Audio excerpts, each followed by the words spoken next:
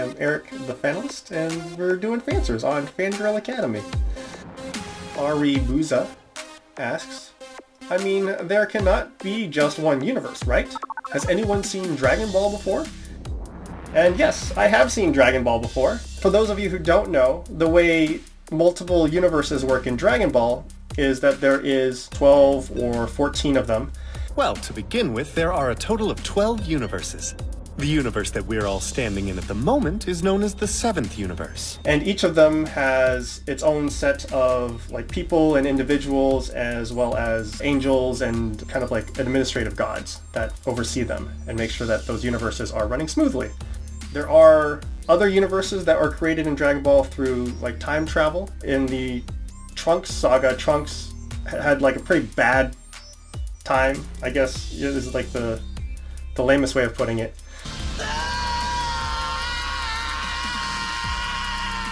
His Earth was destroyed by the androids, and he went back in time to save Goku so he could go and beat the androids.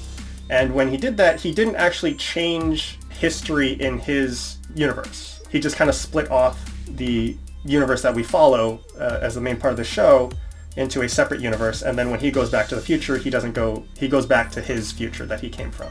So scientifically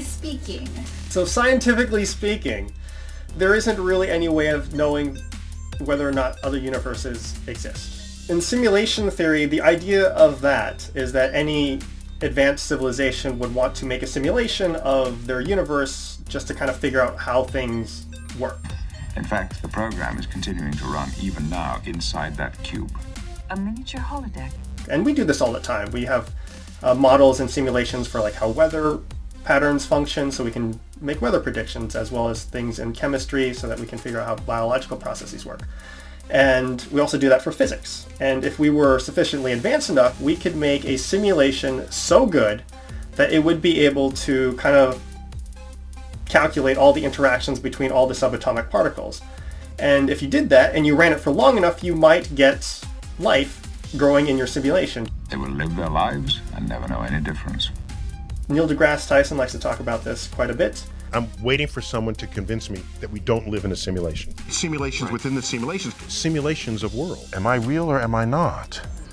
If you do the kind of rough probability estimates, there just has to be one civilization that makes a simulation, and then any civilization that develops within that simulation would want to make their own, right? And then something might develop in that one, and it goes kind of down.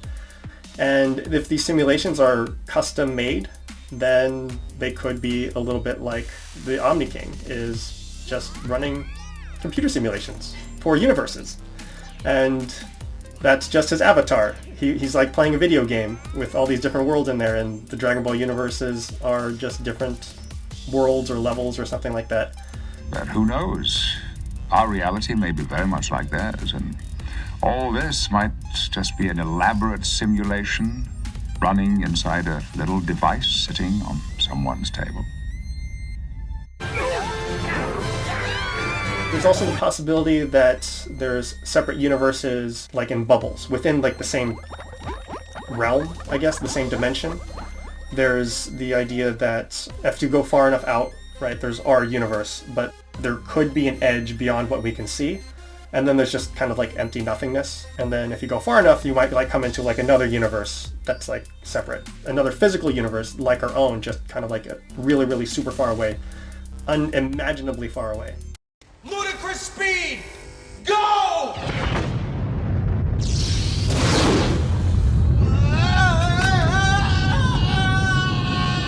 There's this idea that the universe is like membranes. So it's the membrane theory, and they kind of drift closer and closer and closer and closer or whatever, inside this bulk, which is hyperspace or subspace, if you're familiar with those science fiction terms. And then when they bump into each other, they'll spark energy, which will create a universe like ours, and then they'll kind of drift apart again. It's just one idea. It's another one of those that scientists like to speculate as being one of the possible explanations for at least where the universe comes from. So what would be some things in science that don't necessarily prove but might support the idea of other universes? And just kind of rephrase that somehow.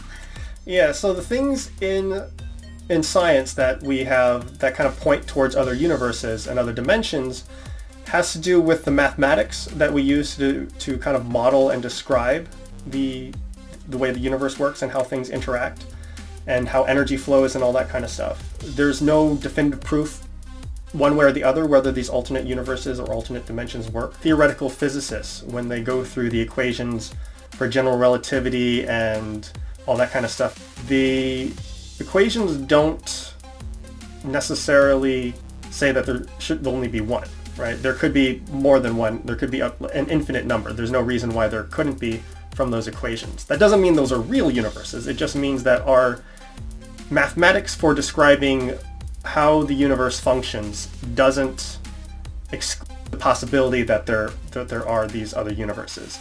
The math doesn't say it's impossible, but our math is also not a complete understanding of how the universe works. But we try. Maybe. So maybe. Please send your questions in the comments below if you have any, and we will answer them to our expert panel of FANalists. Semi-expert panel of FANalists. Yes. So if you've got questions, we've got FANswers.